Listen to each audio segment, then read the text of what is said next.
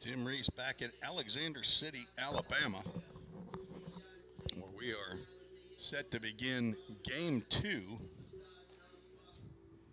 of the doubleheader here between Volunteer State Community College and Central Alabama Community College. And getting everything situated as the Trojans have taken the field for game 2. And the Pioneers, who are the visiting team, will get the sticks to start the game. Here's the starting lineup. Pretty similar for both squads here for game 2. Jake Burris leading off, playing center field. Ethan Huddleston at shortstop, batting second. Jace Mizell in right field, batting third. Landon Godsey at first, batting fourth. Carter Vrabel at third, batting fifth. Hunter Searcy in left field, batting sixth. Jacob Messer, the DH, batting seventh. Matt Hall moves up to the 8-hole, playing second base, and Braden Vineyard will be behind the plate for the Pioneers, and he will catch Eli Klotfelter, a sophomore who had 11 appearances a year ago, 7 starts, a 1-3 record. We'll tell you a bit about him as Tony Patterson, starting pitcher for CACC, is set to face Jake Burris. Tony Patterson a year ago led the Trojans in innings pitched with 53 innings, and he will deliver the first pitch in there for a called strike. And that might have been the fastest pitch we've seen all day long. In there for a called strike, and we are underway. Game 2 at 3:44 Central Time.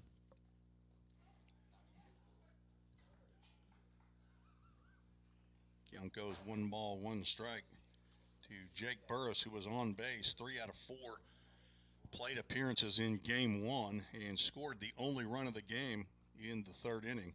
Walked 3 times, struck out looking in his only official plate appearance. There's a fastball in there at the knees. Or strike 2 behind the plate for game 2. Umpire is Daniel Doc Glidewell, and on the bases, Connor McKenzie. Thank you all for joining us here again for Volunteer State Pioneer action. Game 2 of the season. Pioneers took game 1 1-0. A thrilling finish as the Trojans loaded the bases with nobody out. Chase Birdwell came on to retire the 3 batters that he faced to get the save. Patterson misses, and we have the first full count of game 2. This full count will be brought to you by MGM Industries.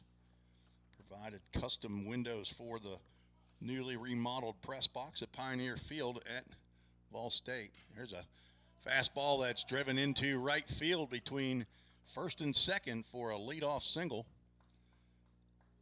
by Jake Burris. Pioneers were only able to scratch 4 hits in game 1, and there's a leadoff single by the leadoff batter, Jake Burris. Coach McGuire looking for a big year from the 3rd-year starter. The COVID year really threw things off. There's a hard breaking pitch slider that goes high to Ethan Huddleston.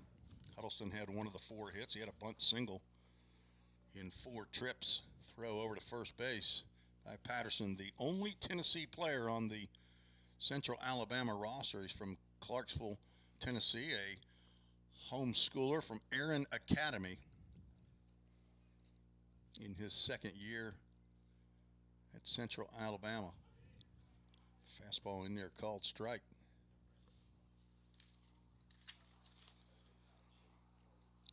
Patterson spent the 2021 season at Rend Lake Community College, had 8 appearances, had a 1-2 record through 29 innings, 4.03 ERA 2 years ago.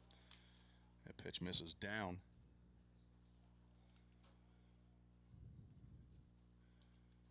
All right, he looks about 6'4". What do you got, Matt? About your height? All right, we got one of the twins up here. He's our height and weight guesser. Matt, what do you got on his weight? Swing and a miss. 180, really? 6'4", 180. That'd be thin. He looks pretty well put together right there now. I'm going to go 190, 195. Really?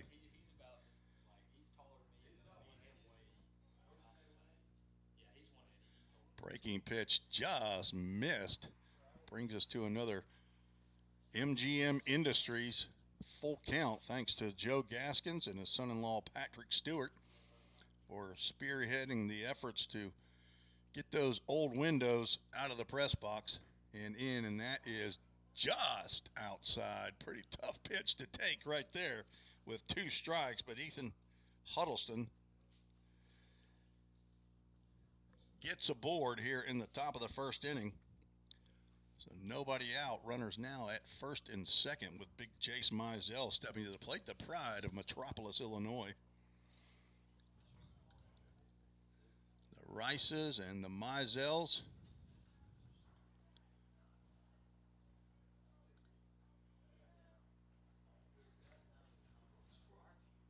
All checking out the broadcast, I'm sure. Jace Mizell, a chance here in early going for the Pioneers. Hard breaking pitch that misses outside.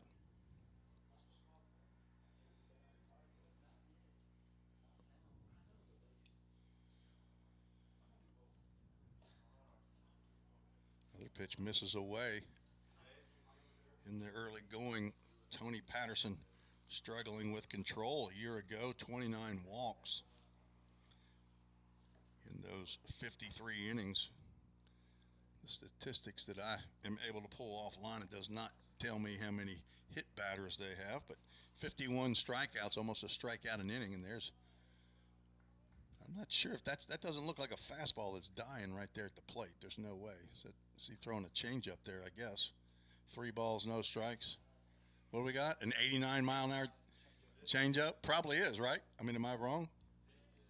So is he throwing?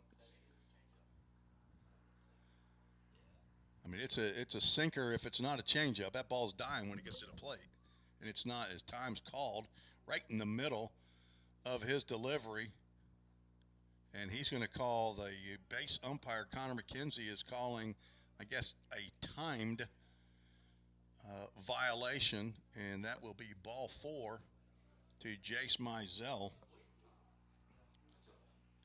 So that's a new rule, that you have to deliver the pitch within 20 seconds of receiving it from the catcher. I'm not sure. There is a warning, right? Surely he gave him a warning, and then I didn't see the warning given.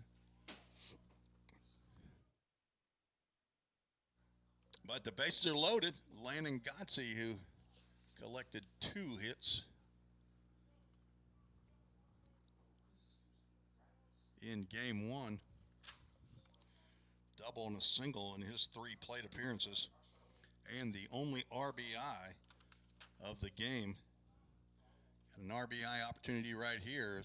Patterson is struggling to find the plate.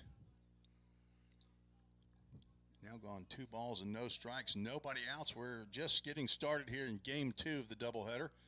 Be another 2 games tomorrow beginning at noon right here on the Central Alabama campus. Patterson from the windup, and he delivers fastball right on the outside corner for a called strike. Nice pitch. Not sure if he was at the beginning of this at bat that he was pitching from the stretch, but he looks more comfortable right there at in the windup. Fastball that hums right on by Landon Godsey's jersey, but misses inside. 3 balls and a strike. Carter Vrabel on deck.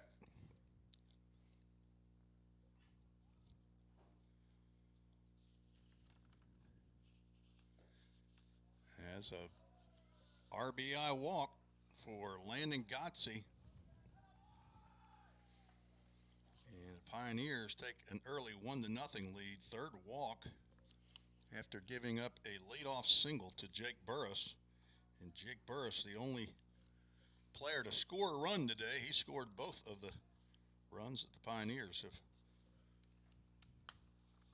scored. Ethan Huddleston now down at third, Jason Mizell at second, and Landon Godsey at first base. Carter Vrabel, 2 grand slams on the year a year ago of his 12 home runs, had 40 RBIs for the season, hit .250. And he taps one. It'd be back to the pitcher, almost like a bunt. Be an RBI ground out for Carter Vrabel. If he would have squared around a bunt, he couldn't have laid it any better, but he gets a 1-3 ground out, but an RBI as Huddleston will come in to score.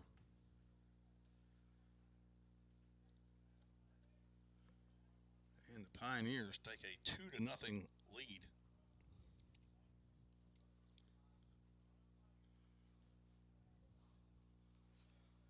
Now Hunter Searcy steps to the plate. He moved up one position in the order as a breaking pitch misses outside. Caleb Hawkins, who caught game 1, is getting a rest. Braden Vineyard will be behind the plate for the Pioneers when they come out in the bottom of the first inning. Patterson again nibbling on the outside corner. Misses the zone. Hunter Searcy went 0 for 3 in game 1. Back out there in left field, moved up to the 6 hole. There's a fastball in there for a called strike.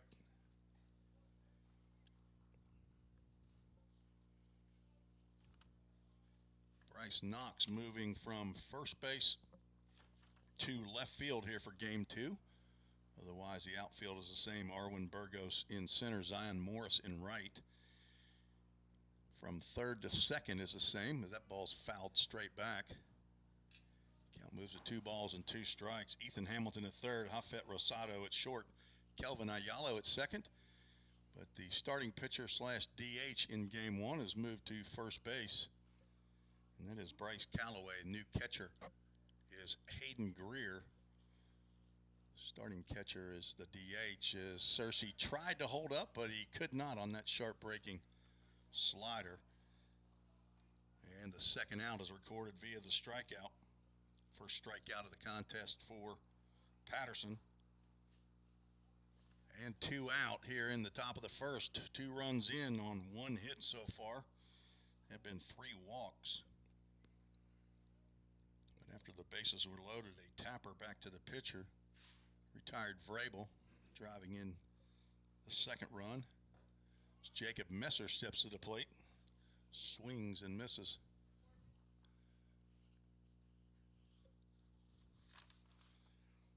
Messer 0 for 2 with a walk in game 1. On deck, Matt Hall.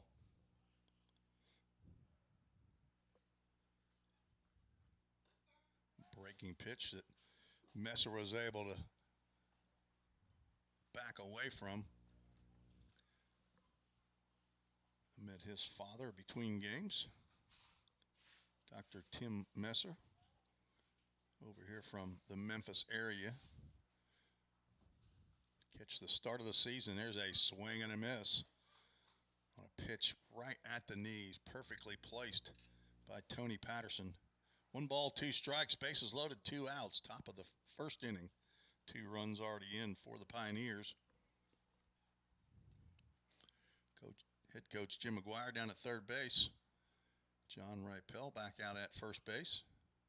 Swing a ground ball. That could be trouble. Backhanded by Callaway. He throws sidearm to Patterson covering first base.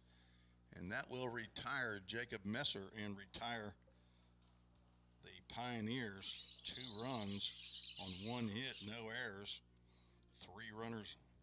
2 runners left on base. We're through 1/2 inning. Pioneers lead 2-0. You're listening to the Vol State Sports Network.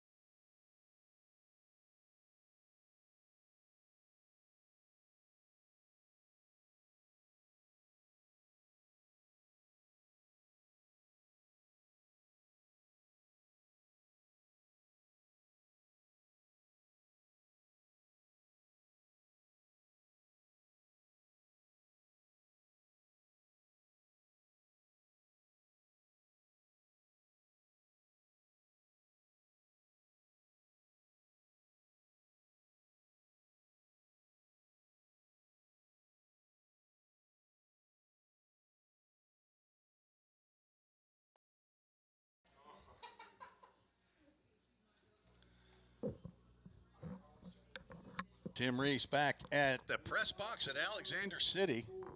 If you're here in attendance, you're fixing to get a show. Xavier Andre on the microphone for the Central Alabama Trojans here, the public address announcer. He just announced Arwen Burgos leading off for the Trojans to face Eli Klotfelter. First pitch by Klot, misses high.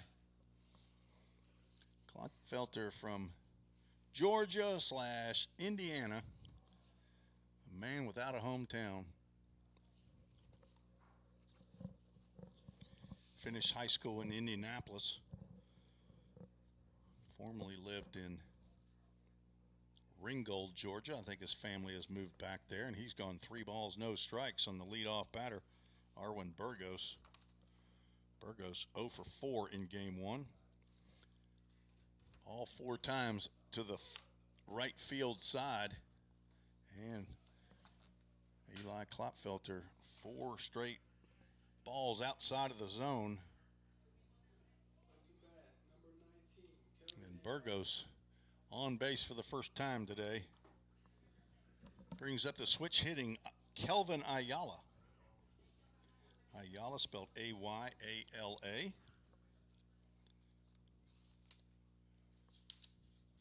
Thank you for joining us on YouTube, on the Vol State Sports Network, and on the Vol State Twitter page. And that's ball 5. Ayala, the starting second baseman, he was on base 3 out of 4 times, had a single, 2 walks.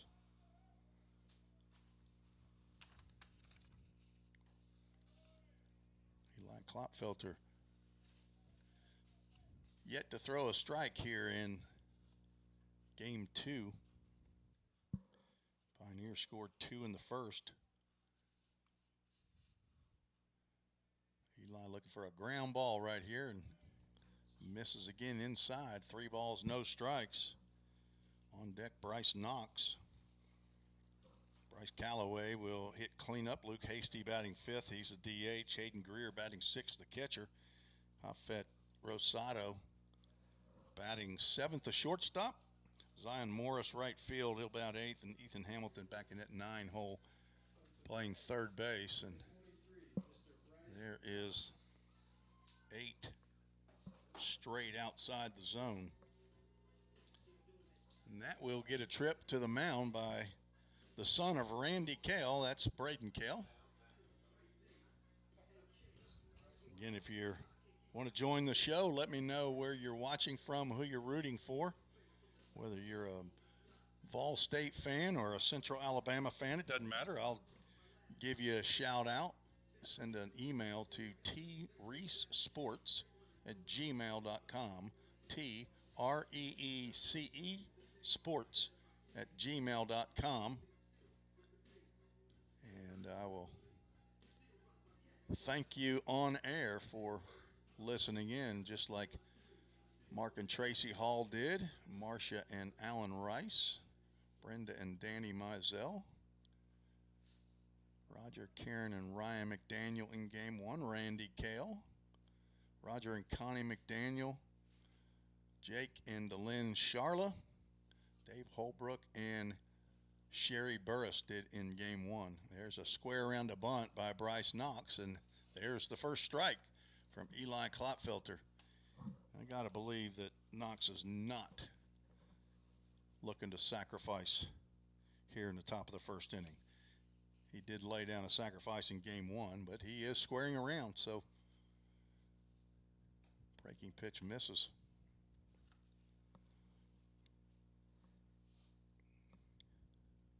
Coach Slayton goes through the signs down there. He's the pitching coach, right? Pitching coach that's delivering signs. Third base, head coach Larry Thomas coaching down at first base. And square around again, and the bunt down the third base line, but it will roll foul.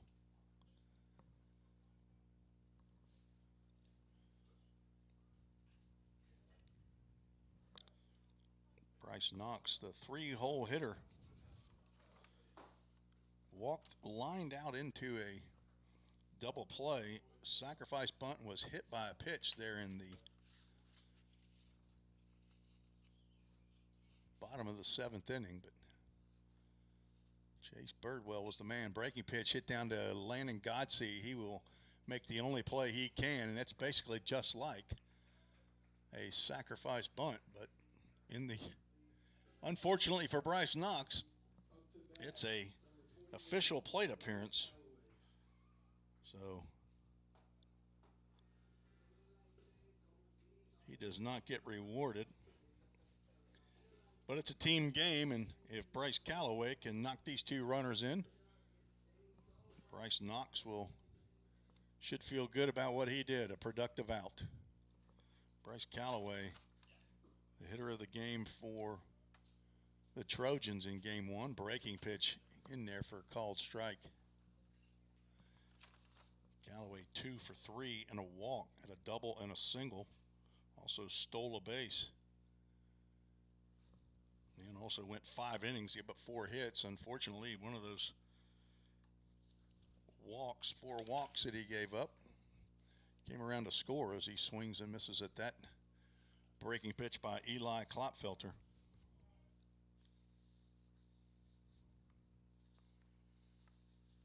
Cade McKee got the start in game one. Eli Klopfelter, another sophomore in game two, and I understand a couple lefties will go tomorrow for head coach Jim McGuire as that pitch is fouled off to the screen.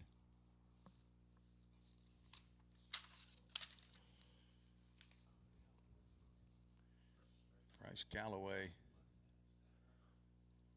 starting pitcher and first baseman. Looks like he probably could play most places on the field. Looks like pretty athletic player. Breaking pitch popped up. That should get out of play, and it will. Right around the pine trees. Not far enough over there to have any damage to vehicles as they're coming through. You got your yeah.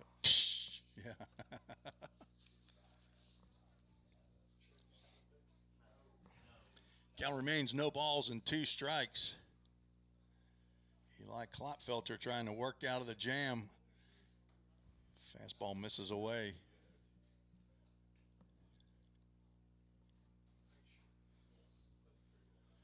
Cersei in left, Burris in center, Mizell in right, Vrabel and Huddleston on the left side of the infield, Hall and Godsey on the right, Braden Vineyard. He calls a breaking pitch there that is fouled off to the right side. That might have made it over the trees and into oncoming traffic. But I don't see an accident out there, so No one was injured by that foul ball.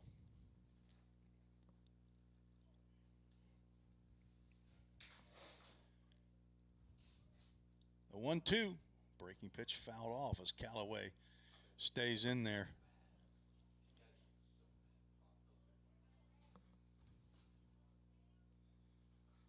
On deck, Luke Hasty, the designated hitter. Game 1 starter behind the plate. Folks are covered up now. The sun's gone in. There's a fastball swung on and missed, and down goes Callaway. Clotfelter, after walking the first 2 batters, ends up getting a ground out to first base and now a strikeout. Looks to retire Hasty to get out of the jam. Runners at second and third. Leadoff batter Burgos at third. Ayala at second. Burris playing deep in center. The fastball that was popped up to Matt Hall at second base, just out into the outfield grass. And Eli Clotfelter able to work out of the 2-on, nobody out jam to retire the Trojans. After 1 complete, Pioneers lead 2-0. You're listening to the Vol State Sports Network on YouTube and Twitter.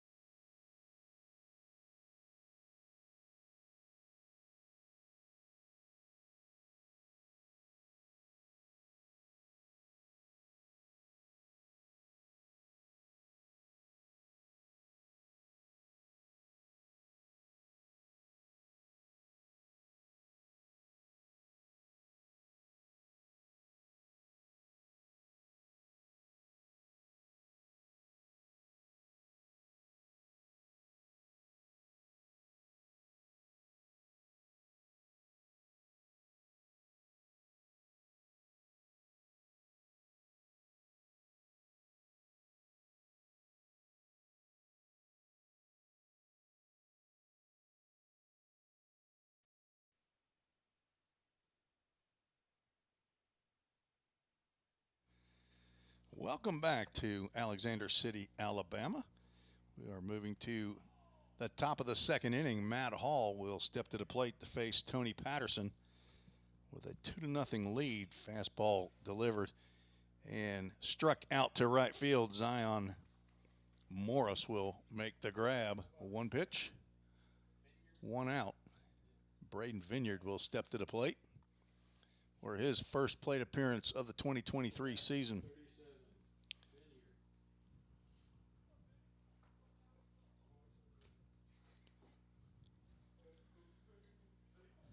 Got a rookie on the PA announcing he's doing 50% of the job. He's only announcing the last name for some reason.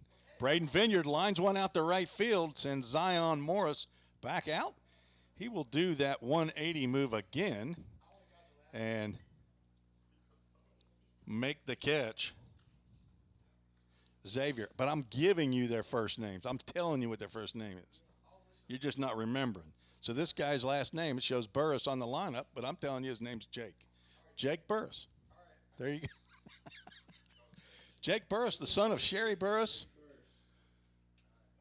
She and Dave Holbrook are listening in here to game 2 again as Jake takes the pitch as you have to do when the first two batters swing at the first two pitches that they face. Jake Burris delivered a base hit into right field to start this ball game off. Breaking pitch misses down in the dirt.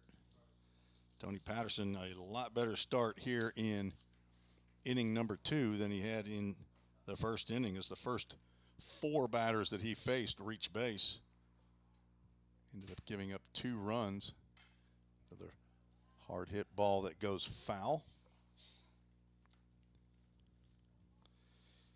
Calling out a 13-year-old teammate of Carter Bolt from Vol State is our PA man, Xavier Andre. A swing and a miss, and that was a 1-2-3 inning by Tony Patterson as he gets Jake Burris swinging for strikeout number 2. No runs, no hits, no errors, nobody left on base. We'll be right back. You're listening to the Vol State Sports Network.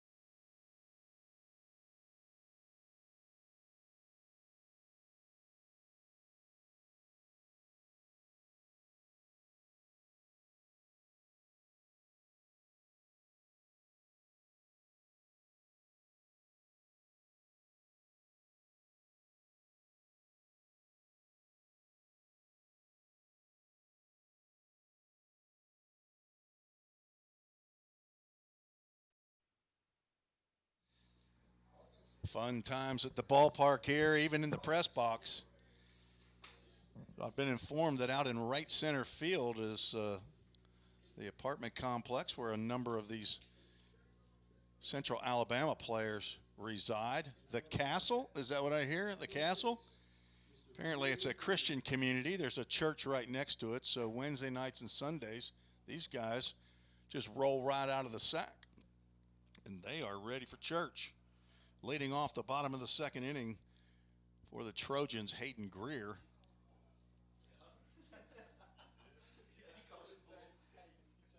Sees the first pitch from Eli Klopfelter and in there for a called strike.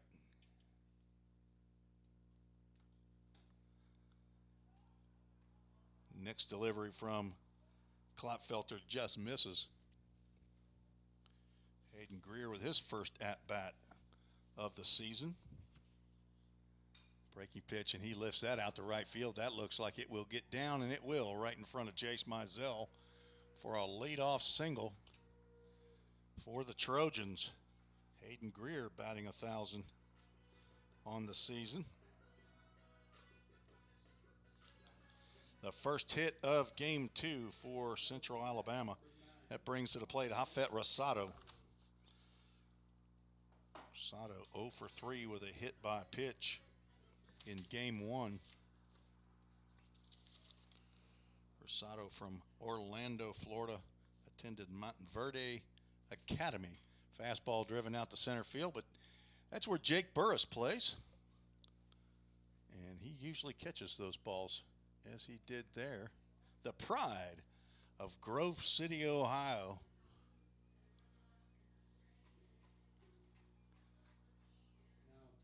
Led, as far as I'm concerned, led the entire junior college ranks in outfield assists last year. Had 9 outfield assists from left field.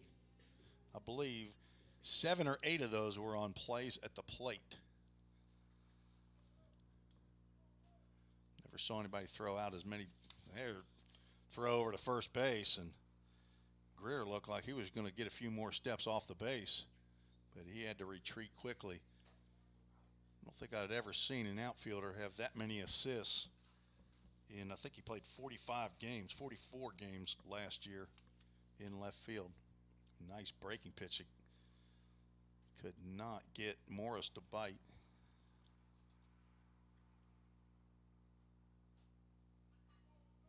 Nice block by Braden Vineyard.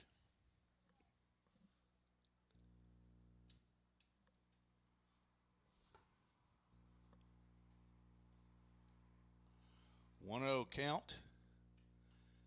Fastball just over the top of the backstop.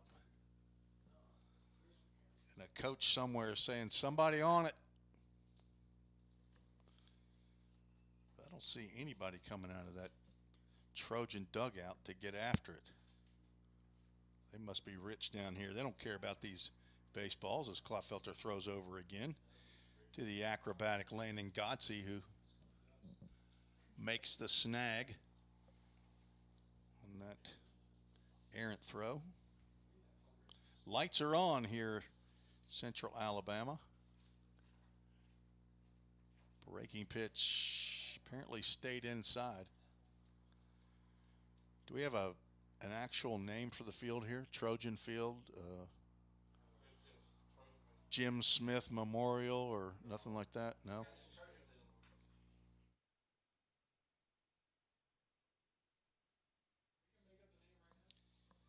Xavier, PA man, says we'll just make up the name right now. I'm telling you, this guy right here, he's entertaining now. I'm telling you, he's going to come up with something. Make it good, Xavier, okay? I'm just saying Trojan Field. Apparently not a name. 2-ball, 2-strike, another foul ball off to the right side. Eli Klopfelter looks like he has settled down after walking the first 2 batters on 8 pitches. Got that curveball biting coming over the plate. Zion Morris, right fielder. The 8-hole hitter with Ethan Hamilton on deck. Pitch misses way outside. Brings us to an MGM Industries full count. 2 installers that came in and removed the old windows and put in the new ones while I supervised. Nicknames of Cowboy and Dilbert. Another throw over to first base. Back in time is Hayden Greer. So we had a full-scale remodel of the press box there at Pioneer Field. Windows, carpeting, paint. Fastball swung on and missed. It may have been a changeup, actually. Whatever it was straight. And down goes Morris. Second strikeout for Klopfelter. Second out of the inning. Number 2, Mr. Ethan Hamilton. And a no on the full count. First pitch foul ball. 0 for 2 so far in game 2. 1 for 5 in game 1. Young men are just not getting the bat on the ball here. Is that except there? An 0-0 pitch. He fouls that one off. Hamilton walked, reached on an error, and flew out in game 1, 0 for 2, looking for his first hit of the 2023 season. Breaking pitch in the dirt, blocked by Vineyard. Young man from Paducah, Kentucky, behind the plate in his second year for the Pioneers. Ethan Hamilton from Buxton, Maine, swinging a pop-up to shallow center field as the sun is back out. Out goes Hall, and he can't make the grab. That was a lot more shallow than I thought, and actually a lot closer over to Jace Mizell. That will get in there for a bloop single for Ethan Hamilton. Matt Hall tried to make that catch over his shoulder, but could not make the grab. Second hit in the inning. Puts runners at first and third with 2 outs in the top of the order. Arwin Burgos steps to the plate. He walked on 4 pitches. So the lights are on, but the sun has actually popped through the clouds at 4:20 Central Time. The first pitch to Burgos gets in there on the outside corner, called strike.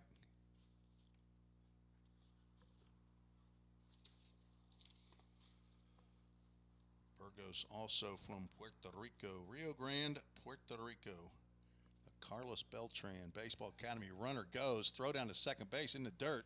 Huddleston, we got a first and third situation as Godsey throws to second. The tag is made before the runner crosses home plate, and that will be a caught stealing and the third out of the inning. So perfectly played by the Pioneers defense.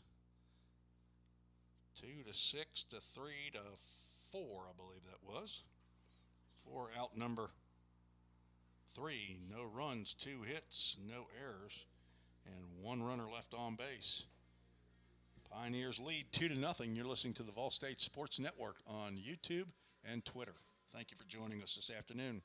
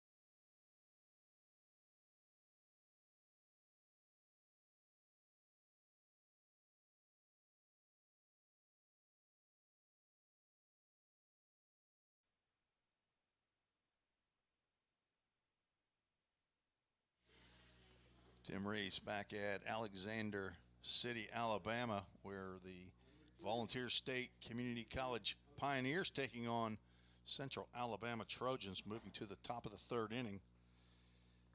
2, 3, and 4 due up for the Pioneers. Ethan Huddleston sees a breaking pitch in there from Tony Patterson for a called strike. The chance these guys may have faced each other while in high school. Both are 3 years out of high school, and another breaking pitch, called strike 2. Ethan Huddleston, Gallatin High School product, Sumner County, and Tony Patterson in Clarksville, which is Montgomery County. Fastball goes high. That was probably about 94, 89. Like I said, it's probably not even close to 90 miles an hour. Sure sounded fast to me. 1 ball, 2 strikes. Fastball swung on and lifted out to right center field. Zion Morris will make the grab for out number 1. Ball definitely does not appear to be traveling. Seems like when it gets up in the air, it's dying. I'm not sure if they're just not getting the barrel on it or not, but with 1 out, Jace Mizell steps to the plate. Jace walked in the first inning. Went 1 for 3 in game 1.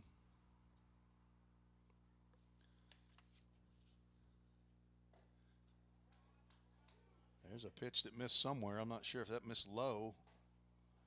Didn't appear as though it was inside, but apparently Doc Glidewell did not like that knee-high pitch. There's a fastball driven down the third base line. That is fair ball. Down the line for extra bases, Jace Mizell will motor into second base with a one-out double.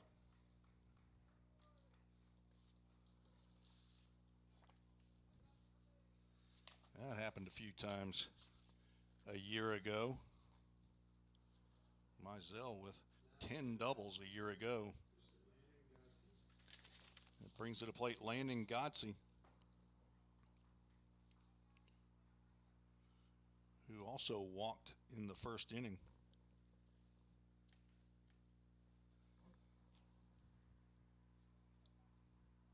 Drove in the only run of the game in game one. Swings at the first pitch, a breaking pitch, fouls it off to the right side. And then delivered a ringing walk with bases loaded to drive in the first run of game two. So 2 RBIs out of the 3 runs scored on the day. Fastball popped up in the infield. Ayala waves off the much taller Callaway and says he'll take it, and he does. Next batter is Carter Vrabel.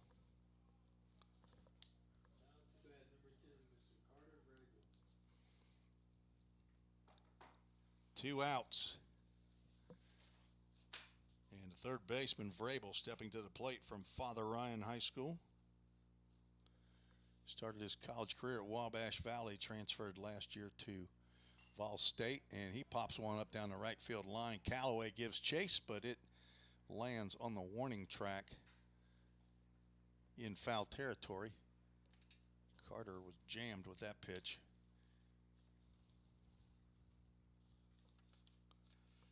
Carter, the son of Mike and Jennifer, in Nashville, Tennessee.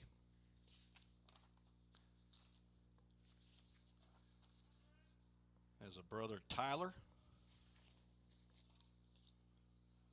Papa and Grammy in Akron, Ohio, and Papa and Graham in Dubuque, Iowa. And he line drive to third base in the glove, but over it drops, and Ethan Hamilton picks it up. A high throw over to first base, and that'll be an error on Ethan Hamilton. On the play, Jace Mizell moves to third base.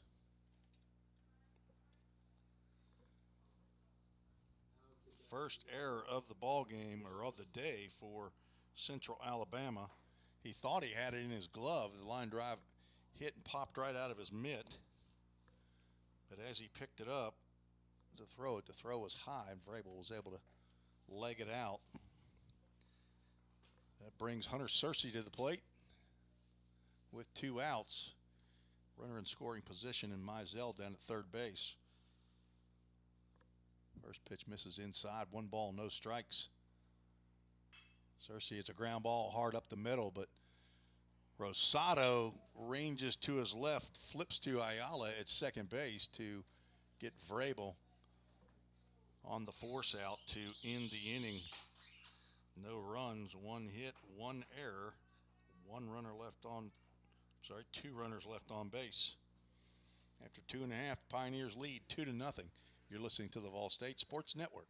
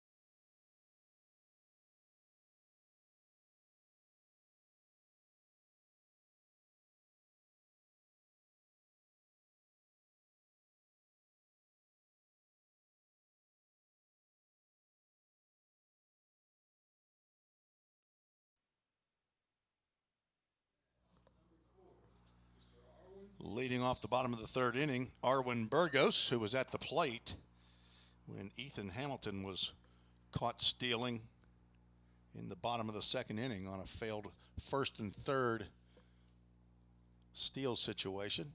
Heads up over there on the Pioneers dugout. Not a safe place to stand and watch a baseball game with a right-handed hitting lineup, as that ball was scorched over toward the Pioneers. And another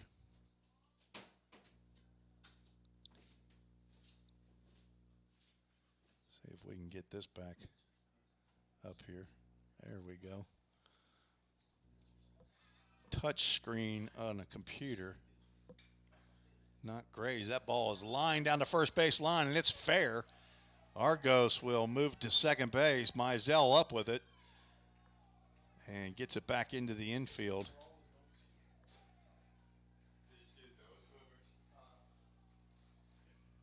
Not sure what fans are yelling about, but it looked like it was a fair ball to me here, but I would think that's the Central Alabama fans down there hollering, and they got a runner at second base on a leadoff double that got right on the line down first base.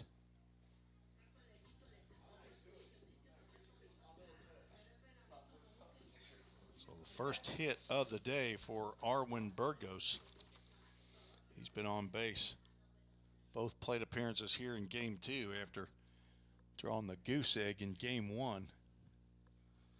Kelvin Ayala steps to the plate. He walked in the first inning. He squares the bunt, lays one down in front of the plate. Vineyard out, bare hands and throws on to first base to get the speedy Ayala. All right, so official score. Question is for the official score, is that a sack bunt?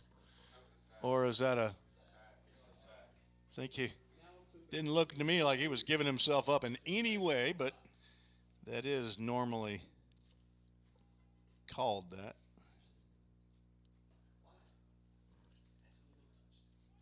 So the runner moves over to third base.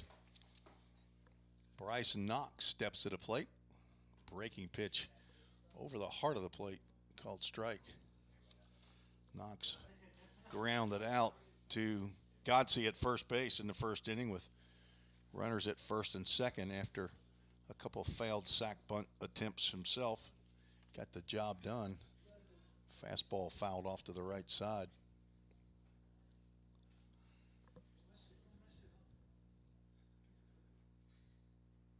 Again, thank you for joining us here on day 1 of the 2023 season. Whether you're rooting for Volunteer State or Central Alabama, glad to have you listening as Klotfelter gets Knox in 3 pitches. Nice slider outside, just outside of the zone. Third strikeout for Klotfelter. Second out of the inning brings to the plate Bryce Callaway. Struck out with runners at second and third in the first inning after getting 2 hits in game 1. Breaking pitch, he tried to hold up. Home plate umpire says he was unable to do that. Pitch called a strike. I thought it was a strike whether he swung at it or not, but it was called a swing. Pioneers scored 2 runs in the first inning. First 2 batters that came to the plate ended up coming across the plate. Jake Burris and Ethan Huddleston. Burris singled, Huddleston walked.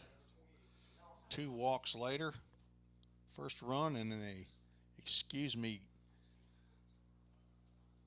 swing that Carter Vrabel tapped the ball down the first base line. Is basically like a safety squeeze.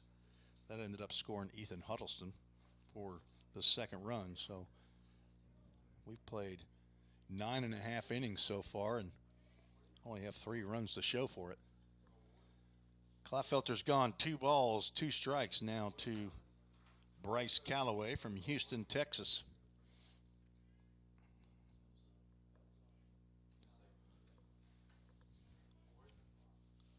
No more sun on the field is just missed with that breaking pitch.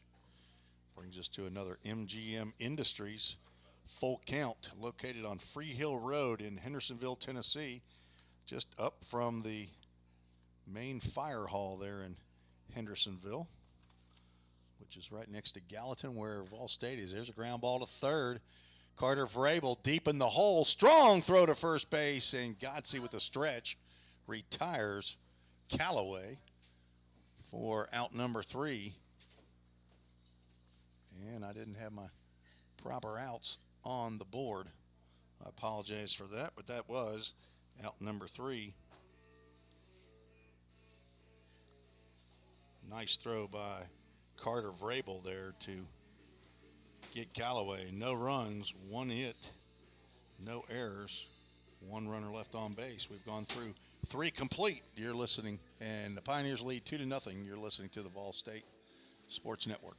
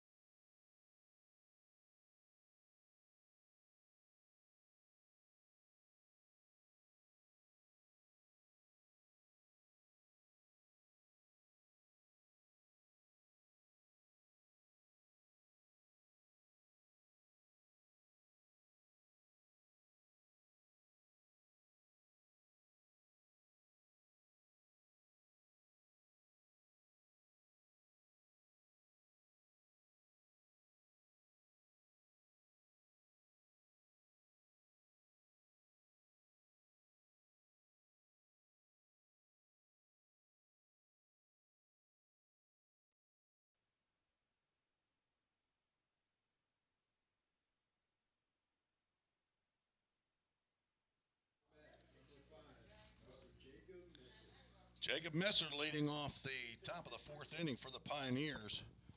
Another pitcher's duel here at Central Alabama. First games of the season here on February 4th, 2023.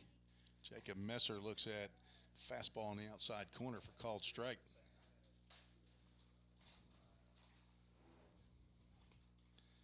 Messer grounded out to first baseman, 3-1. His pitcher was covering. He throws one over to the right side again.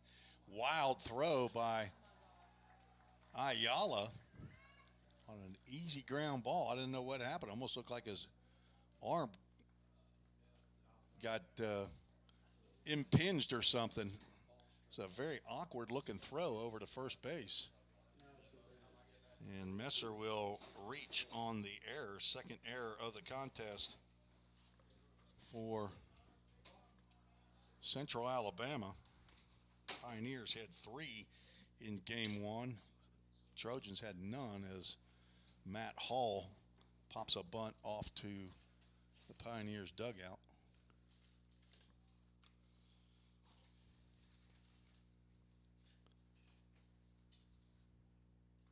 That almost looked like a throw from somebody whose arm's hurting. I don't know if there's been very many plays that he's made to throw over to first base, and Messer is back in time.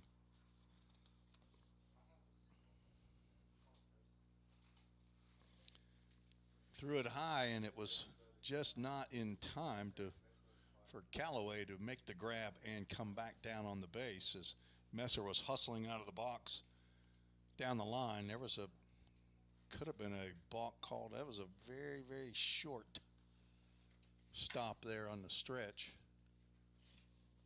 Matt Hall tried to lay down the bunt and missed the curveball. Down in the count, no balls, 2 strikes.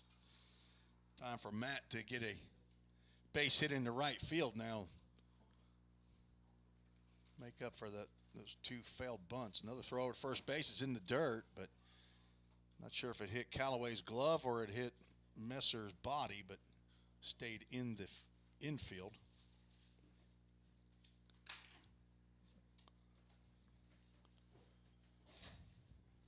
On deck, Braden Vineyard. Matt Hall lined out to right fielder Zion Morris in the 2nd inning. Messer stays put. There's a ground ball. Tapped foul. I have yet to see Coach McGuire try to make a play on a ball down at third base. But probably not a bad tactic. You can never break a finger on a foul ball if you don't reach for it.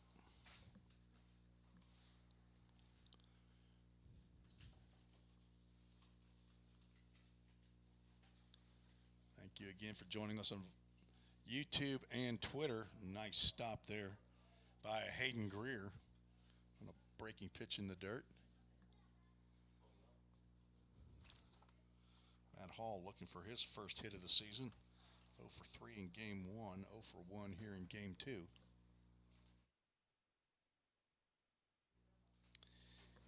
Just joining us, we got a doubleheader again right back here at Central Alabama, beginning at noon Central. Another 2 7-inning affairs.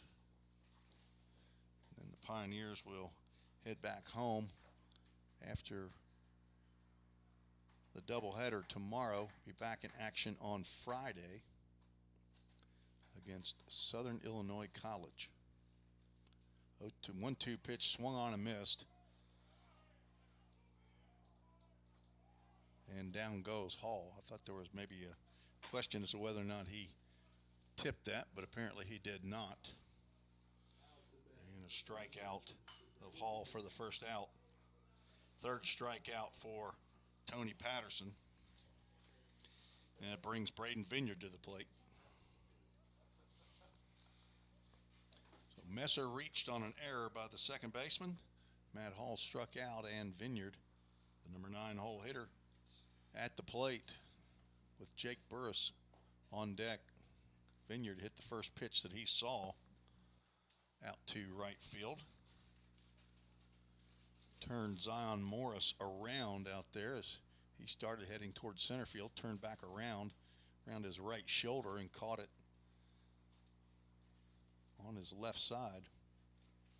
Seen him do that twice a day. Throw over to first base. Almost looks like Patterson's slipping when he steps over to first base.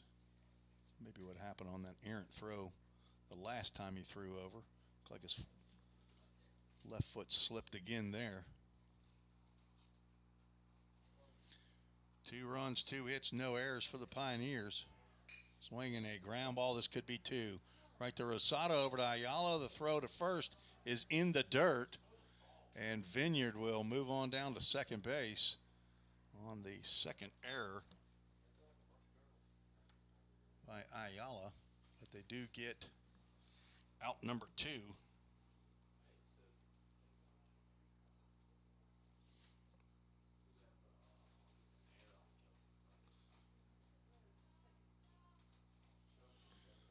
So Vineyard breaches on a fielder's choice, but moves to second base on the errant throw by Kelvin Ayala. Third error of the game for the Trojans. Second error of the inning by Ayala. So runner in scoring position with Jake Burris at the plate. 1 for 2 in game 2. Breaking pitch swung on and lifted out to center field. Arwin Burgos in and then back, and will make the catch for out number 3. So Patterson now through 4 innings. Give up no runs, no hits, 2 errors, and 1 runner left on base. After 3 1/2, the Pioneers still lead 2-0. You're listening to the Ball State Sports Network.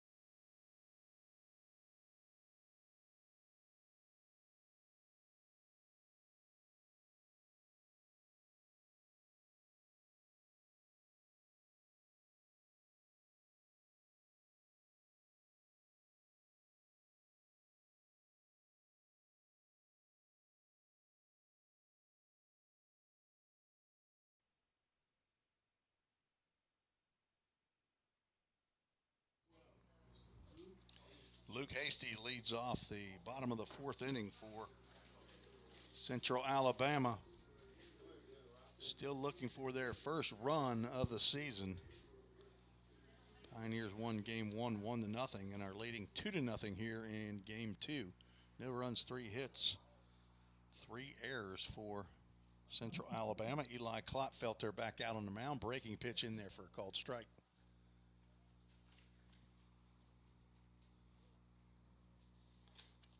Alex Qualls listening in, watching on Twitter. Just now saw his text from 1 o'clock as Luke Hasty could not hold up on another breaking pitch. Qualls, he says we need to turn the volume up a little bit. I'm not sure what YouTube is saying. As that pitch gets away. Ball 1. So Dave Holbrook, if you're still listening in, and just want to make sure you guys are hearing well on YouTube, which I assume you guys are watching on YouTube. That ball's fouled off in the right side. If I've had a low volume all day, I apologize. Can turn it up just a little bit. Count 1 ball, 2 strikes, fouled off high and over to the parking lot. Might be trouble for somebody parked over there.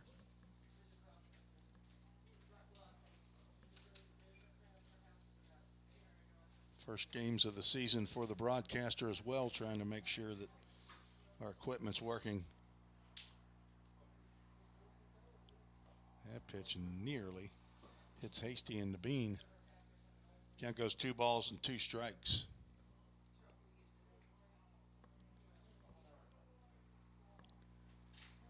So I've raised the volume a little bit. Hopefully that will satisfy my man Alex Qualls, my PA and DJ at the press box back on at the home site. Klotfelter delivers. There's a ball tapped foul down the first base line, but it will stay foul. Count remains 2 balls, 2 strikes. All right, Alex, what do you think? Has it turned up any higher? Dave Holbrook, what do you got for me? We're using YouTube, and you've sounded fine all day. Okay. Thank you very much. Not sure what the difference between YouTube and Twitter would be, volume-wise, but 2-2 pitch, smashed foul down the third base line. Hasty hanging in there and fouling the ball down the third base line and first base line.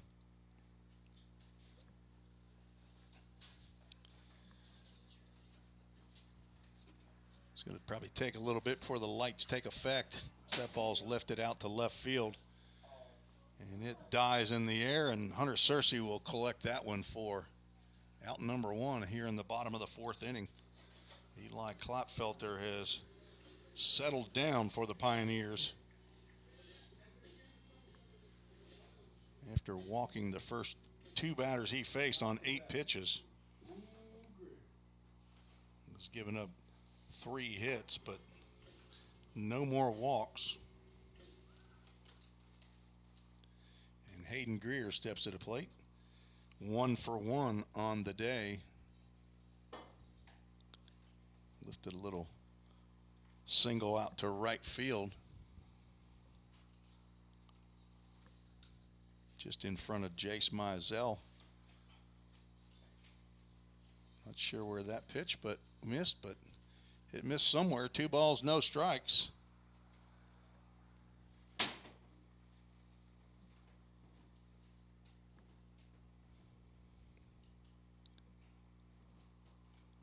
Greer fouls that one.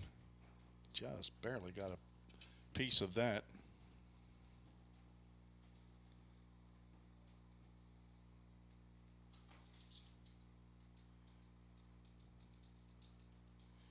I believe the men's and women's Pioneers basketball teams are playing today as that ball's grounded out to Huddleston, who collects and throws over to Godsey. I believe that's the first 6-3 that we've seen today.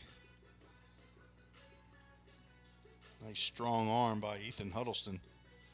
There had his share of problems in game one. A couple of errors, one on a backhand catch on fielding, and then a throw trying to turn two. No, it was a ground ball up the middle that made the catch up the middle, but on his throw over to first base, threw wildly. But able to make that play. For out number two, first pitch to Rosado, misses outside the zone. Breaking pitch gets into the zone. Klopfelter seems like he's got a little more command of that breaking pitch now.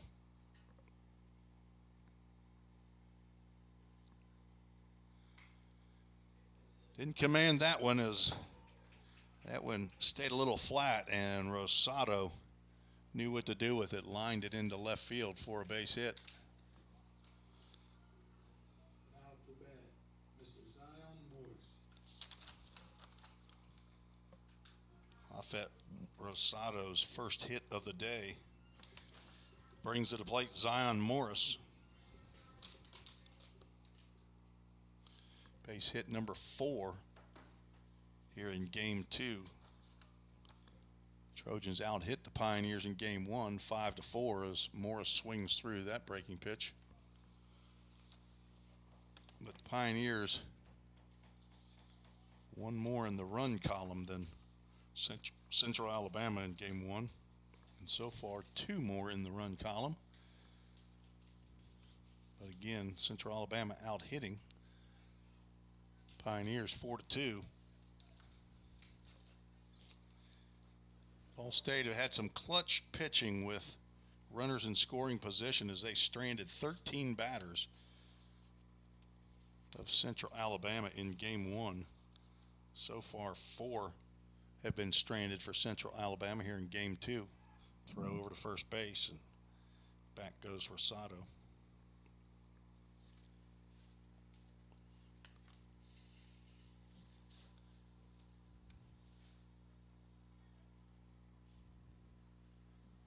Sun going down here in Central Alabama.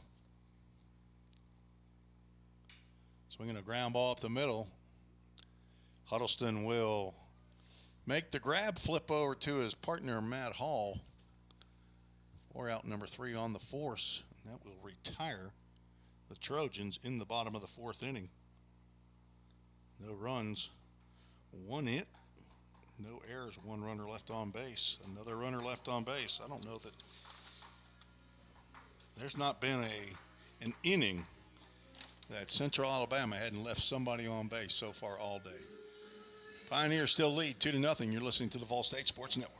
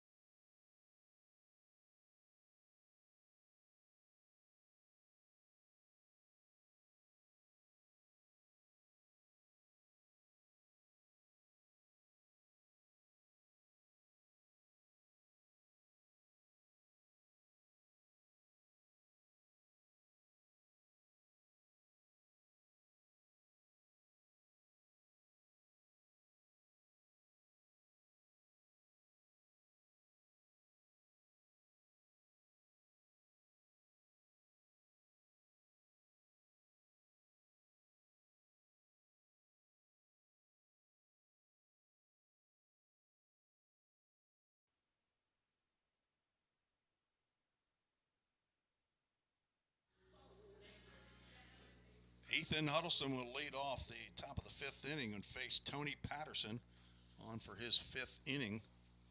He started the contest. Up to bat, number 3, Ethan Huddleston. And in his 5th inning of work, Huddleston 0 for 1 with a walk and a run scored, sees a breaking pitch that missed somewhere.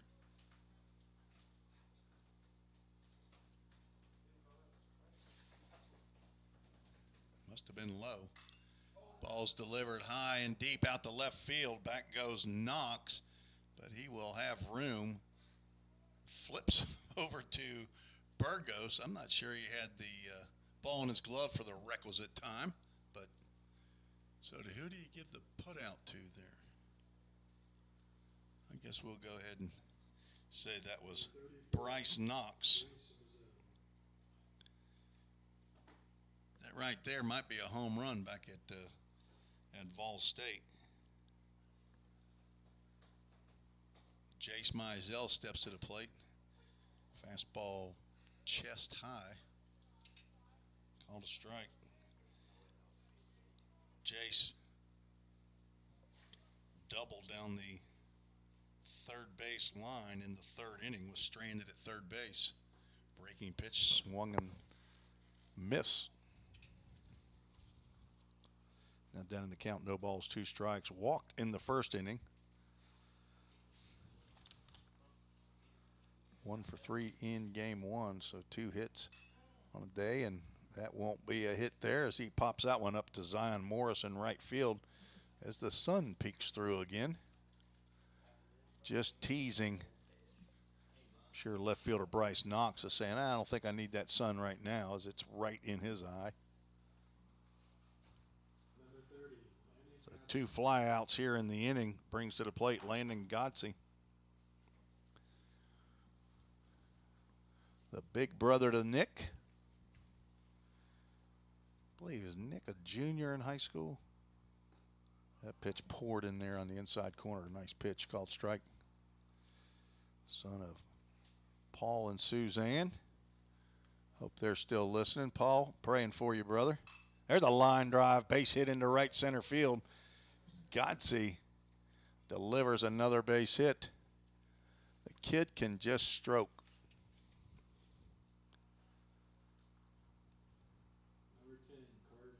Solid line drive into right field. 2 out knock for young man from Indianapolis.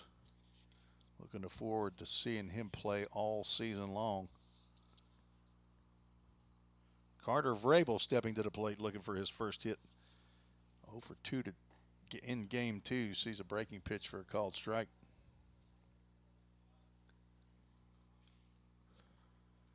Hunter Cersei on deck.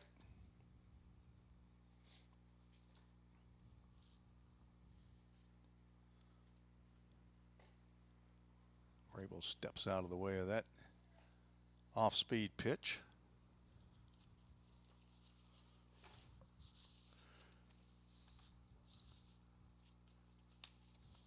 Carter did take a few in the ribs last season. He looks at a fastball right down the can there, though. 7 hit by pitches a year ago, which was 3rd on the team. Josh Griffin led the team in hit by pitches with 10. Vrabel swings and fouls that one off. Josh Griffin starting second or shortstop a year ago, leadoff batter for the Pioneers. And he has moved on to Trevecca. We're hoping good things for Josh Griffin over there with the Trevecca Trojans. There's a ground ball that Hamilton will move over and snag and throw on to Callaway at first base to retire Vrabel for out number 3. No runs, 1 hit, no errors, 1 runner left on base. After 4 1/2, the Pioneers still lead 2-0. You're listening to the Vol State Sports Network.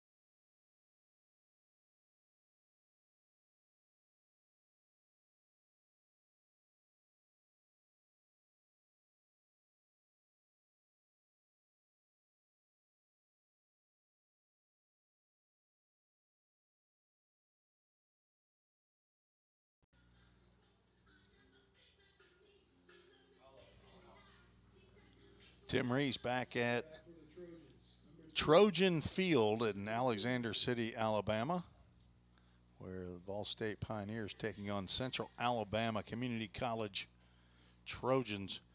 We're moving to the bottom of the fifth inning. Eli Klopfelter back out on the mound and will face 9-1-2 here in the bottom of the fifth. There's a line drive that will one hop to Ethan Huddleston. It's short. He will make the strong throw over to Godsey to retire Hamilton for out number one here in the bottom of the fifth.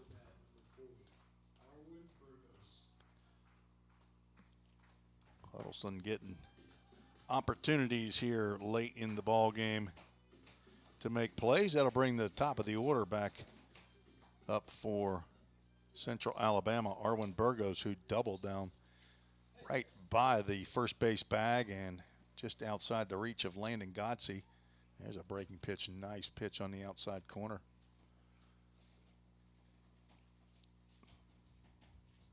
Klopfelter has settled in, but there's yet to be a 1-2-3 inning by Pioneer pitching, as Central Alabama has had a batter reach every inning and has had a runner stranded every inning. Well, that is not correct. No, it is. That was the Pioneers who had that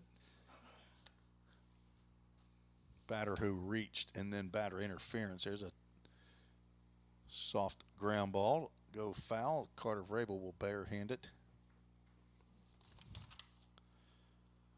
They did have a runner reach and a line drive double play, but then the very next batter doubled down the left field line. That was in the third inning. Ended up getting runners at first and third, but Cade McKee was able to get out of it unscathed. There's a pitch, just misses. Probably a little bit high. 2 balls, 2 strikes to Arwen Burgos.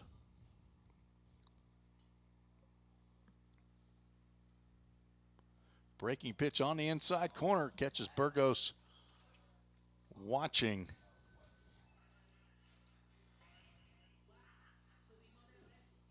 Out number 2.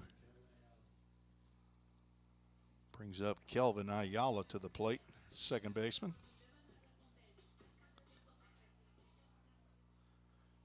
Third strikeout of the ball game for Eli Klopfelter. Nobody loosening in either bullpen as Ayala smacks that one down to the Pioneer bullpen. Either I missed somebody warming up in the Trojans bullpen, or they're going to trot Tony Patterson back out there for the 6th inning. Both starters in game 1 went 5 innings. Cade McKee, 5 innings, 5 hits, no runs, 3 walks, 2 strikeouts. Swung on and tapped into center field. I don't believe Burris is going to get to that, and he won't. He will drop in front for a base hit. And yet another inning where a batter reaches. That is hit number 5 for Central Alabama. Brings to the plate 3-hole hitter Bryce Knox. Knox from Fairhope, Alabama, a freshman. And he smacks one in the center field, and that will get in for a base hit. Ayala will head on over to third base, and that will put runners at first and third for the Trojans. Back-to-back 2-out singles.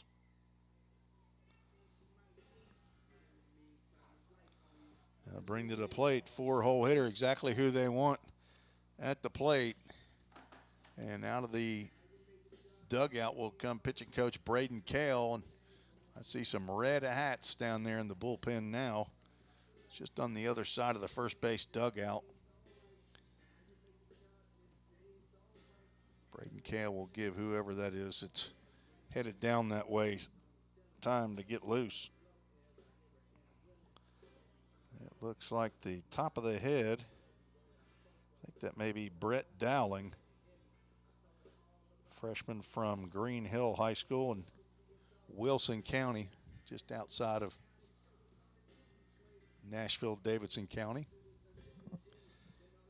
Borders Sumner County, where Gallatin, Tennessee, Vol State Community College is located. Hard-throwing right-hander. But Klotfelter will try to work out of a 2-out, 2-on situation. He worked out a 1 in the first inning and the second inning. Breaking pitch misses low.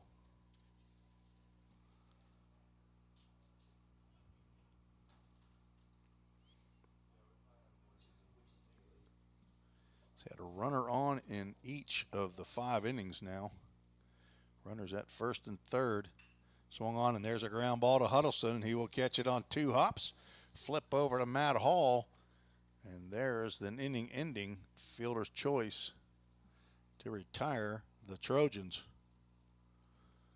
No runs, 2 hits, no errors, and 2 runners left on base. 7 for the contest, 20 on the day for Central Alabama. 2-0, Vol State still leads. Game is scheduled for 7 innings. We are headed to the 6th. You're listening to the Vol State Sports Network.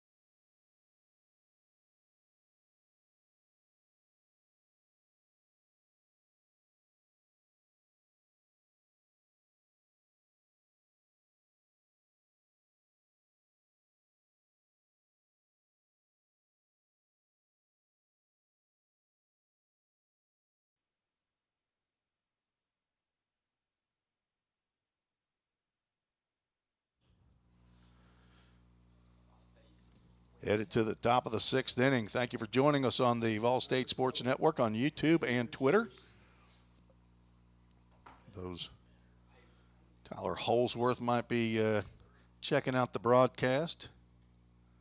Alex Qualls, couple medical ret shirts.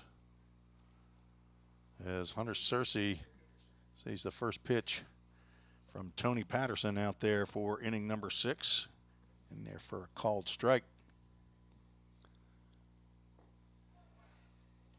Couldn't hold up on the changeup. Called strike.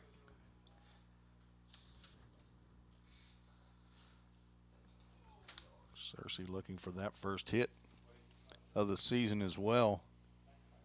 Swinging a foul ball off the catcher's mask. So the hitters with base hits so far today: Ethan Huddleston, Jake Burris, Ethan Huddleston, Jace Mizell, Landon Godsey. Breaking pitch misses. Let's see. That is it. So the first 4 batters, Searcy pops that one up into shallow center field. Out goes a shortstop, but in comes right fielder Zion Morris to make the grab. They were having a little tea party out there. 4 of them come in, converge, and normally you see the center fielder that will take that ball, but Morris takes it. Jacob Messer steps to the plate. Hit a ground ball to second baseman Kelvin Ayala. Looked for all the world like it was going to be a ground out, but Ayala had a little case of the yips or something and threw a ball high. Just like that pitch right there was high, but he didn't throw it quite as hard as Tony Patterson did. The young man from Clarksville, Tennessee, the home of the Screaming Eagles at Campbellsville Army Base. Not Campbellsville, Fort Campbell. About a 45-minute drive northwest of Nashville. That ball's lifted high, and it sends Morris back into right field, but still not to the warning track. And Morris makes the second out of the inning.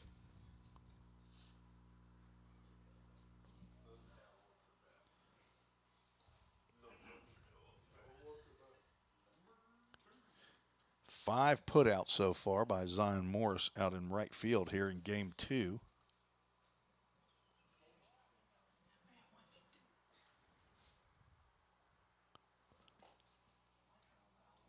Patterson facing Matt Hall with 2 outs and nobody on. On deck, Braden Vineyard. Young man from Lexington, Kentucky. Breaking pitch over the plate, but a little bit high to the 5'8" second baseman.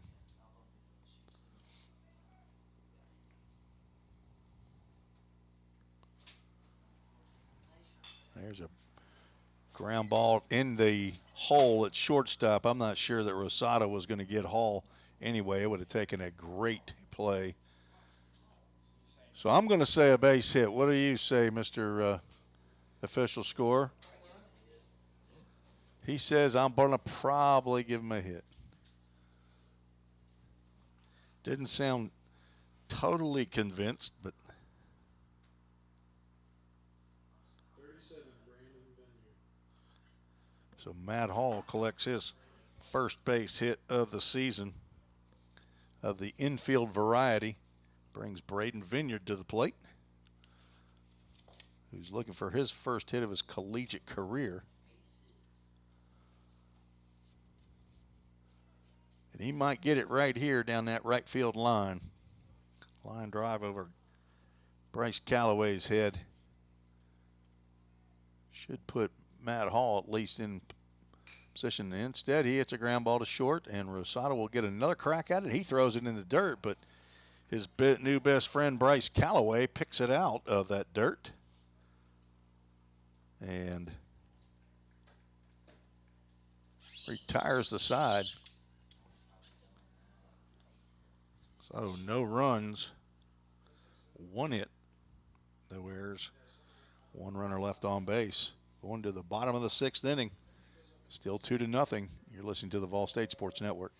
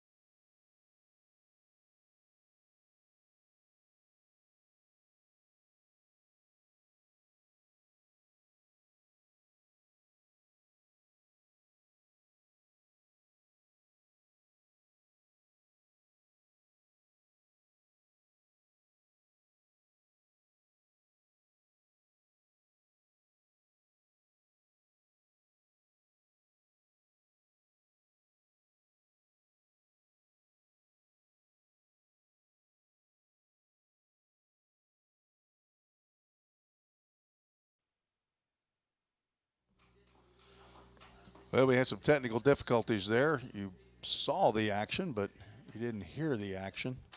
I apologize for that. We are trying to work through some issues here. Score is 2-2. We are in the bottom of the 6th inning. New pitcher on for Vol State is Brett Dowling, wearing number 24. Brett Dowling out of Green Hill High School, a freshman, on for his first collegiate appearance. 6'1", 190-pound freshman from Mount Juliet, went to Green Hill High School, son of Chad and Shelley Dowling, brother of Ashley and Aaron, his twin older sisters, grandson of Granddaddy in Bowling Green, Grandma in Portland, Poppy in Madison, Alabama, and Nana in Central City, Kentucky. And he is on in a jam like Chase Birdwell was in Game 1, only the game is tied here in the bottom of the 6th inning. And he is facing the 2-hole hitter, Kelvin Ayala. 2 runs are across on 2 hits and 2 walks and a hit batter. Dowling's first pitch delivered in there for a called strike. On deck, Bryce Knox. Ayala delivered a single to center field in his last plate appearance.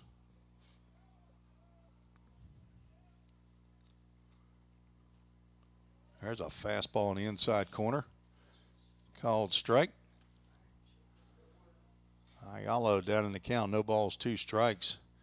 Again, infield, second and short at double play depth. Corners are in.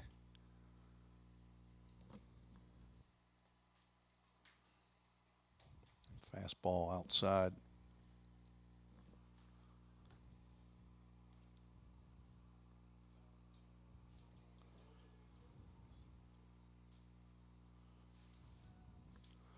Tough outing for Cade Sanders, who's responsible for the runners on base at this time.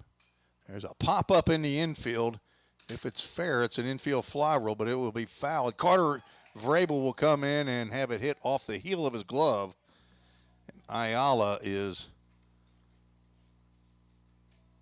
the beneficiary of a drop pop-up in foul territory. If that had been a fair ball, he would have been out.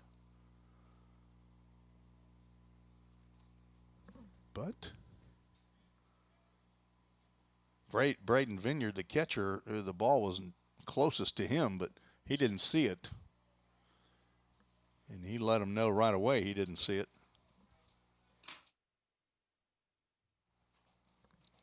One-two pitch coming from Brett Dowling to Kelvin Ayala. Fastball gets off the glove of Vineyard, and that will score the go-ahead run. And everyone else will move up on the pass ball. Central Alabama takes their first lead of the game and of the day.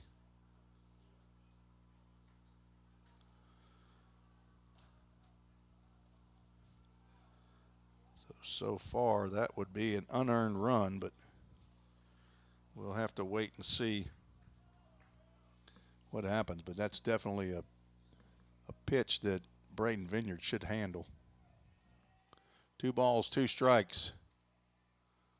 Now the infield is in, a swing and a foul tip at the plate that Vineyard just has pop out of his glove.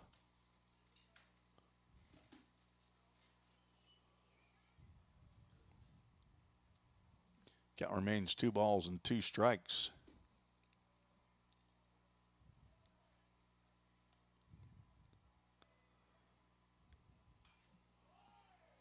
Fouled off to the left side. As Ayala hanging tough, the switch hitter.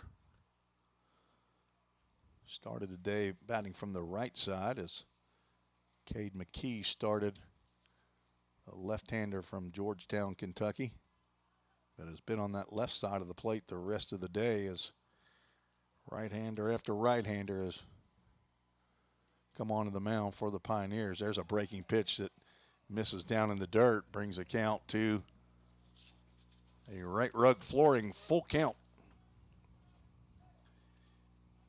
You're in need of flooring, whether it's carpet, tile, hardwood, luxury vinyl plank, laminate.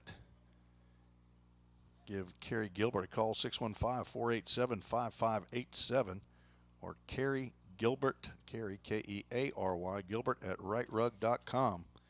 Here's the full count pitch, fouled off. First one of the game, a full count first pitch foul ball.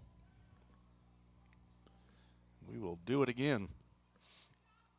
3 runs have come across in the inning after the first out was recorded by the first batter. It's been walk, single, single, hit by pitch, and walk, and then a pass ball. And there's now ball 4. That loads the bases once again, and Bryce Knox steps to the plate.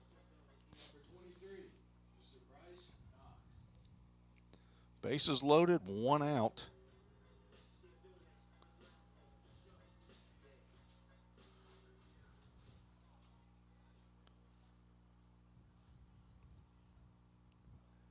Kate Sanders goes a third of an inning, gives up 2 hits, 2 walks, a hit batter. 3 runs so far, and now a 4th run as Dowling plunks Bryce Knox, which is the second time he's been hit.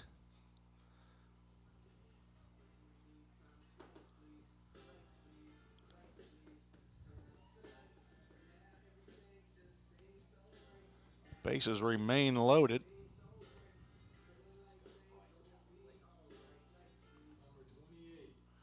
And this one's starting to get out of hand for the Pioneers.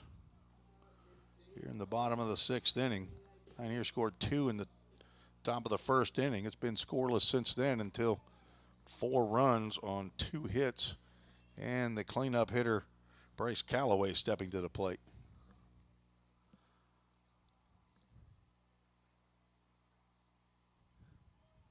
Dowling sticks one right down central.